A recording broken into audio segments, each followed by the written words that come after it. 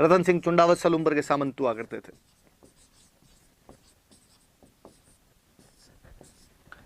और रतन सिंह चुंडावत के पास में मैसेज किया गया कि रतन सिंह जी, कल आपको सलूम्बर की सेना लेके हरावल के अंदर जाना है, अग्रिम बटालियन के अंदर आपको जाना है, फ्रंट बटालियन में जाके लड़ना है और औरंगजेब से अजमेर में युद्ध करना है, औरंगजेब की सेना को अजमेर में रोकना है जब तक कि राज सिंह जी रूपनगढ़ के अंदर अपने फेरे नहीं ले ले। कहते हैं रतन सिंह जी के पास ये जब समाचार पहुंचे थे, उसी दिन रतन सिंह जी की खुद की शादी हुई थी।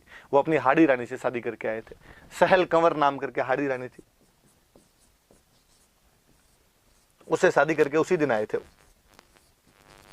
हाड़ा चौहानों की बेटी थी इसलिए वो हाड़ी हो गई, तो हाड़ी रानी बोलते हैं भाई उसको।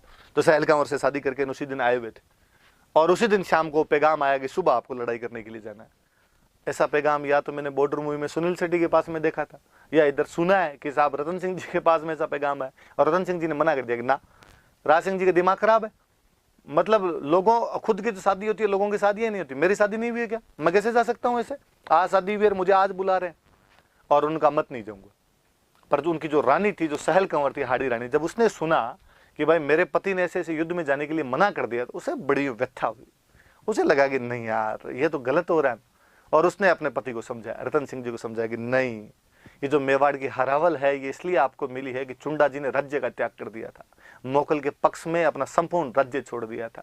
इसलिए सलूम्बर वाले चुंडावतों को सेनापति का अधिकार है, सलूम्बर वाले चुंडावतों को हरावल में अमर मिटने का अधिकार है। आप ऐसे त्याग नहीं कर सकते इसका।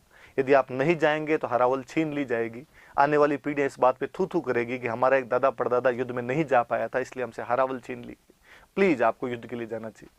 रतन सिंह ने मना किया, अरे तू नहीं समझती बातों, मैं जानता हूँ, राज सिंह जी की दिल्ली ब्याह करने होते हैं, हम दिल्ली जाते हैं लड़ने के लिए। उसने फिर समझाया कि नहीं, प्लीज आप जाओ युद्ध करने के लिए। पत्नी ने समझाया तो रतन सिंह जी तैयार हुए। दूसरे दिन अपनी सेना लेकर जा रहे थे घोड़े पर बैठ के। पर आदमी का जीव कोई लगे, वे जाते हुए लमो जरा ठहरो टाइप के गाने चले बैकग्राउंड के अंदर। तो कहते हैं जैसे ही युद्ध के लिए घोड़े पर चढ़ के जा रहे थे, अपने महल के पास पहुंचे तो उसने देखा कि महल के झरोखों में हाड़ी रानी सहल कंवर ऊपर खड़ी हुई देख रही थी। रतन सिंह जी ने अपना घोड़ा रोका और पास में कोई सैनिक खड़ा था, उसको कहा ऊपर जा, और ऊपर जाके और रानी साहब को कहे कि मेरे लिए कोई निशानी भेज दे, कुछ चीज दे दे अपनी कोई ना कोई।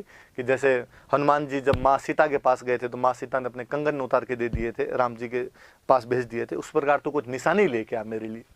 तो गया, सैनिक ऊपर गया, उसने जा कहा हाड़ी रानी सहल कंवर को कि रानी साहब नीचे रतन सिंह जी खड़े हैं और आपके लिए कोई ना कोई, आपकी कोई ना कोई निशानी मंगवा रहे। उसने सोचा यार निशानी आ जाएगी तो युद्ध में थोड़ा उसको देख के टाइम पास करेंगे। सहल कंवर पुनः सोचती है कि जब मेरा पति युद्ध में जाने से मना कर रहा है, युद्ध में जा नहीं पा रहा है, अभी भी उसका मन यहीं अटका हुआ है, इस बात की क्या गारंटी है कि युद्ध में जाने के बाद लड़ लेगा। वो पुनः सोचती है कि मैं उस परिवार की लड़की हूं कि मेरी बुआ ने, जब मेरे फूफा जी युद्ध के बीच से वापस आ गए थे तो किले के दरवाजे बंद करके अपने पति को अंदर नहीं आने दिया था। मैं उसकी भतीजी हूं, वो मेरी बुआ थी। एक तो कहते हैं भाई जोधपुर के महाराजा जसवंत सिंह जब युद्ध के बीच से वापस आ गए थे तो उनकी जो हाड़ी रानी थे जसवंत देव, उन्होंने किले के दरवाजे बंद कर दिए थे। उन्होंने कहा ऐसे बेलखने पति से अच्छा है पति हो ही नहीं।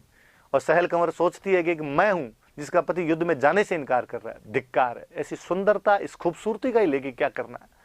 और सहल कंवर कहते हैं कि जब मेरी वजह से मेरा पति युद्ध में नहीं जा पा रहा है तो मैं जीवन समाप्त कर देना चाहिए मुझे। और उसने अपना सर काट कर दे दिया था और कहा कि रतन सिंह जी को जाके ये दे देना। नीचे जैसे ही सैनिक वो सर लेके रतन सिंह जी के पास में गया, रतन सिंह जी हक्के बक्के रह गए। अब तो उनके भी समझ में आ गया कि मैं कितनी बड़ी गलती कर बैठा। पर कहते हैं कि उस युद्ध में रतन सिंह जी इतनी बहादुरी से लड़े थे, उन्होंने वो सिर अपने, उसके जो बाल थे वो गले के अंदर बांध लिए थे। उस अजमेर वाले घाटे में उन्होंने औरंगजेब की सेना को इंच आगे नहीं बढ़ने दिया था। ऊपर से पत्थर मार मार के औरंगजेब की सेना को यहाँ से भगा दिया गया था। राज सिंह जी सकुशल चारुमती से शादी करके वापस लौटे थे। कभी बहुत पहले मैंने एक कहानी पढ़ी थी, लक्ष्मी कौरी चुंडावत की लिखी हुई कहानी है, जिसमें वहां पर राजसमंद की पाल पर बैठकर राज सिंह जी अपने शादी से पहले होने वाली घटनाएं चारुमती को सुना रहे हैं। और जब कहानी समाप्त होती है तो चारुमती पूछते हैं कि रतन सिंह जी लड़ते हुए मारे गए और उसके बाद क्या हुआ। राज सिंह जी कहते हैं कि वो दोनों सर्वस्व त्याग कर गए। एक ने अपने पति युद्ध में नहीं जा रहा था इसलिए अपना गला काट कर दे दिया, सर काट कर दे दिया था। एक देश की रक्षा के लिए लड़ता हुआ मारा गया था। उन दोनों की वजह से आज हम दोनों बैठे हुए, कि आज हम दोनों का यदि यहाँ पर अस्तित्व है तो उनकी वजह से। आपने वो सुना भी होगा कि चुंडावत मांगी सेनानी, सिर काट दे दियो सतरानी। कि चुंडावत ने सेनानी मतलब निशानी मांगी थी, उस सतरानी ने अपना सर काट कर दे दिया था। आज भी हम उन हाड़ी रानी को बड़े सम्मान के साथ याद करते हैं। आज भी हमारे राजस्थान की महिला पुलिस की जो बटालियन होती है उसका नाम हम हाड़ी रानी बटालियन के नाम से जानते हैं।